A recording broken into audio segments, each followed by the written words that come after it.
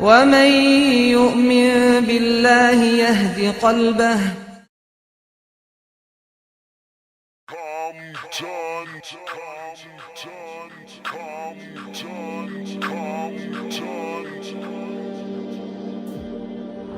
And he told me that I had 6 months to live.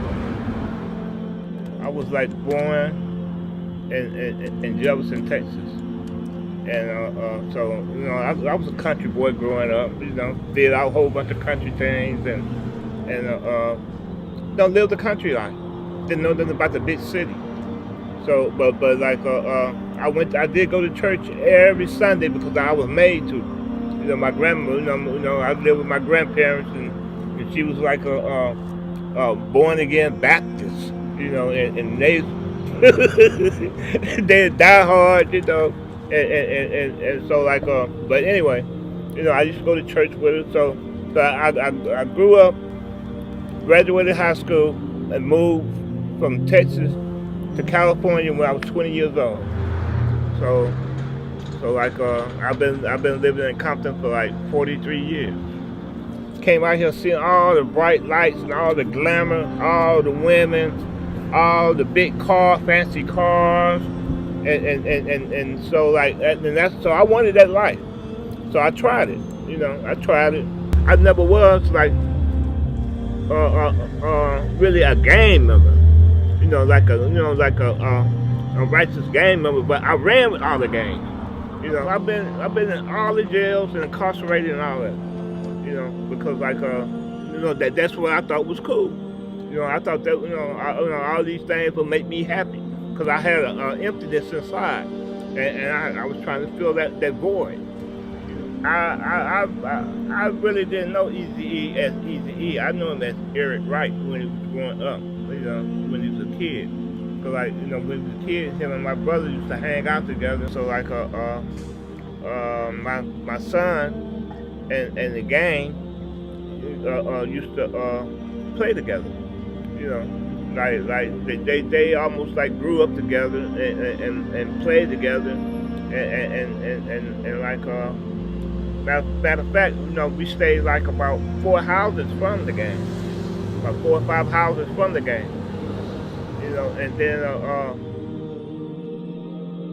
and then so I started getting feeling something strange in my side of my mouth. I didn't know what it was. So I go to the doctor, and the doctor made me an appointment to come in for tests. So I go in to get the test there. So like, when I came out, I was walking down Long Beach Boulevard towards Willow, and I seen a group of brothers, standing out there on the corner. So I thought they was out there selling stuff, So I said, yeah, they'll go stop by and see what they selling. And I didn't know that they was, they weren't selling anything. They were giving stuff away free. And the thing that they were giving away for free was life. English translations of the Quran and pamphlets and other articles, that help teach and educate the people about Islam.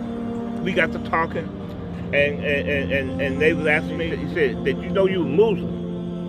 I said, "Muslim? I'm not no Muslim. Until I'm Muslim, I'm not no Muslim." So he said that he asked me a few questions about it, and I found out that all this time I was a Muslim. I said, deep inside, I'm a Muslim, and then the void that was inside of me began to fill. It began to fill up. I said, oh man, like this emptiness. I don't feel as empty inside no more. So I recommend that everybody should look into Islam, whether you believe it or follow it or not.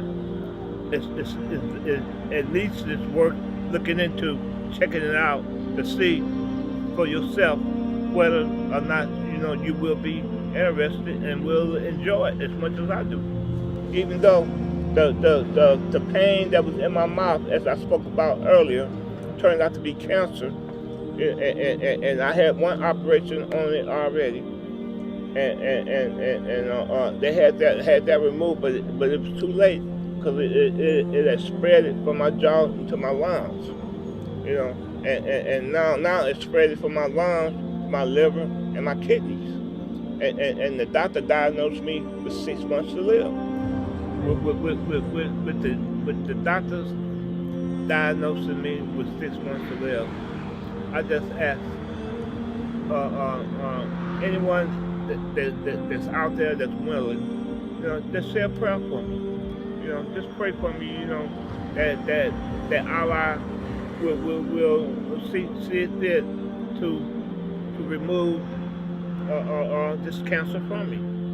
You know, it don't have to be no long prayer. You know, it could be like a little short prayer. You know, just keep it in mind. You know, just keep it in mind. You know, to just pray for me.